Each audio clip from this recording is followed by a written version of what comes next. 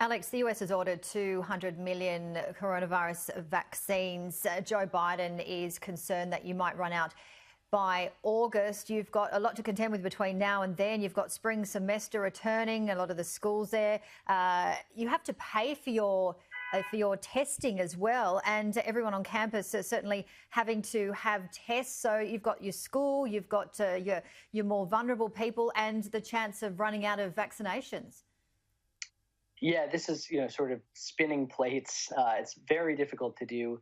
This is, an unprecedented mobilization, and there have been, I think, some strides. There's certainly much more optimism over the last maybe 2 weeks than I've seen probably at any point in this process, where I think some of the bottlenecks that were emerging in the vaccine distribution have gone away. States and localities have sort of gotten a little bit better at distributing the vaccine. We're certainly not seeing what we were seeing in the early days, which is just, vaccine doses going unused.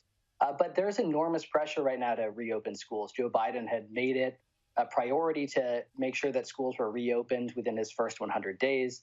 Administration officials are now sort of pushing back on that. But that is, I think, the most important thing right now in American politics. There's enormous amount of pressure to do it. I think, the sort of remote learning that we've had here for the last 6 months, when you talk to both teachers, parents, and students, it's just not working. But to get all of that stuff moving again while continuing to vaccinate people, it's going to be very difficult to do.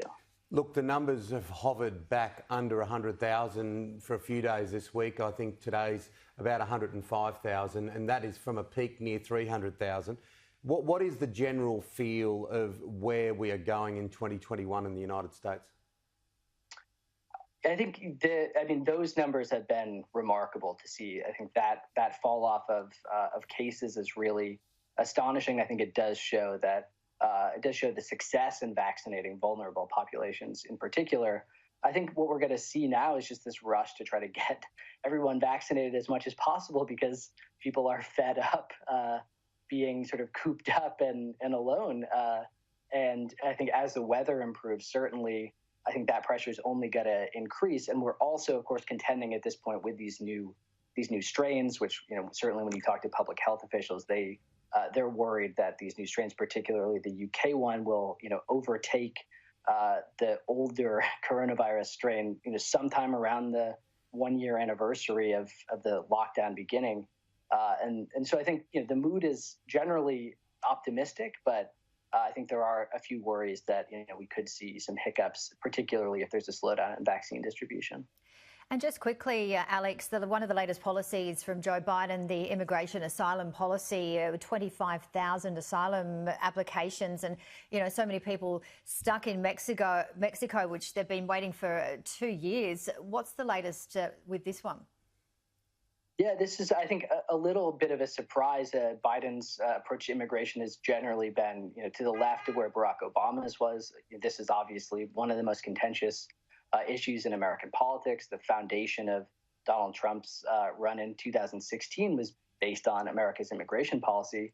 I think that this does show the Biden administration's approach to governance. Right now, they believe that they have a mandate and they have a lot of political capital that they can even push on some riskier ideas, even as they sort of move forward with more well thought of initiatives like sort of vaccinations and COVID relief. We're bang out of time, Alex, but you got 5 words, 1 sentence on the great Tom Brady. We've got to lighten the load a little bit. Just extraordinary. I know you're a massive sports fan, like I am.